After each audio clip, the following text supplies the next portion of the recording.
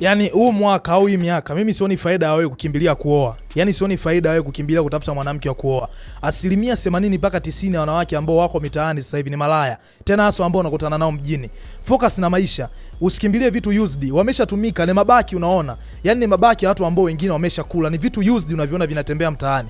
Usifocus na wanawake ambao wameshatumika. Yani mwanamke ashatumika, ashalala na wanaume zaidi ya 10, lakini unaacha kufocus na maisha yako. Unaacha kufocus na malengo yako. Unapambana kumridhisha mwanamke ambaye ameshatumika. Mabaki used, mitumba ambayo imeshatumika. Wewe ndo unapambana kwa ajili ya kumridhisha.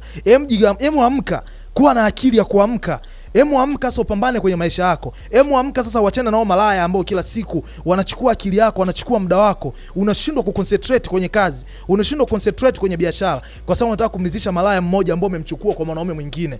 Yaani unajivunia kumchukua mwanamke kwa mwanaume mwingine. Mtu ambaye ameshatumia mabaki, mtu ambaye ameshatumia mwanamke ambaye ameshatumika. Acha kufocus na mahusiano mzee. Unajitafuta sasa hivi, unatakiwa ujue na majukumu ambayo yako nyuma yako.